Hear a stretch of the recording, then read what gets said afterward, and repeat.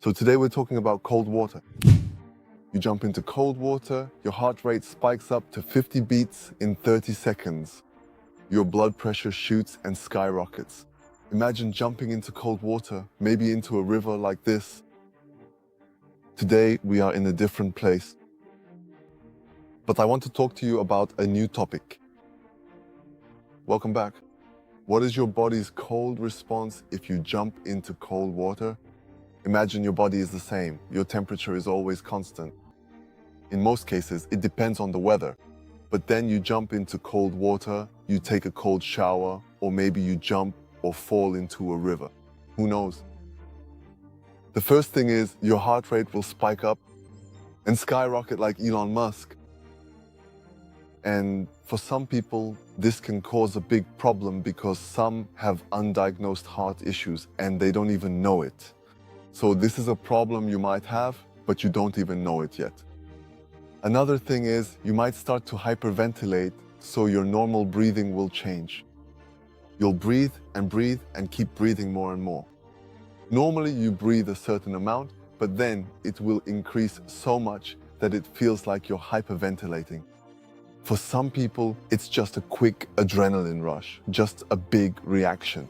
You feel like you have to conquer the world to show the boy, the girl, whoever, that you're the cool one, that you're someone who believes in themselves, who takes the leap, who thinks, oh, I can do anything. But that's a huge mistake. It all depends on the circumstances. But after you jump, that's when the problems start. Your body shuts down, your temperature drops, and your body realizes, wait, what just happened? It was so warm, but now it feels so different. You don't even notice it because your body feels normal.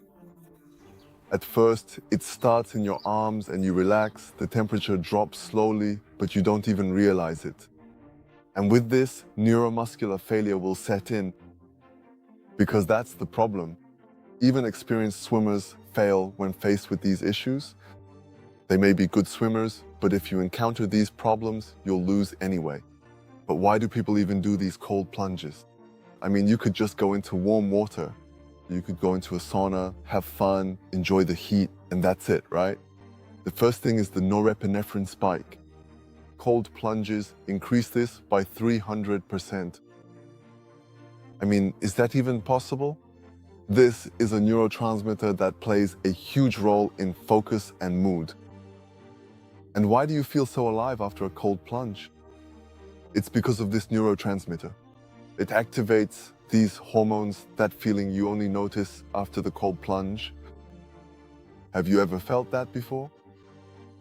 But of course, there are also good things. I mean, the first thing was what I just mentioned. And the other thing is, after you train, your muscles are weakened, they need to recover, and so on and so forth. But what happens now is that through these cold plunges, you can reduce the healing time, the regeneration of the muscle damage that you just caused through training. Elite athletes often use this to reduce the symptoms of intense training. It makes sense in this case, right? If you do this over and over again, your body will adapt and your stress level will decrease in the long run because your body gets used to the stress. And now you are more resistant to stress and you are calmer, more at peace, even if there is a little bit of stress. Many other individuals tend to scream and weep loudly and are completely overwhelmed and simply stressed out. But you, at this level, you're just like, everything is fine, I'm not stressed, it's okay. Because you trained yourself with cold plunges, and that's the key in this case for sure, a case study. Published in the British Medical Journal, it described a significant reduction in depression symptoms through regular open water, cold swimming. I mean, it makes sense what I just mentioned, yeah. But other people say that through cold plunges you can lose fat, you can get skinny, but that's not the case. Cold plunges do not burn significant fat in a single session, but I have to say, I noticed also on my own body that the immune system improves. I can't say how much, but it increases after cold plunges.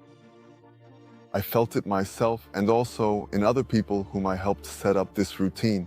And of course, you can always read about this in the case study, in this report. You can look at other people who talk about this. And you realize it makes sense, and the people who are living proof will tell you the same thing.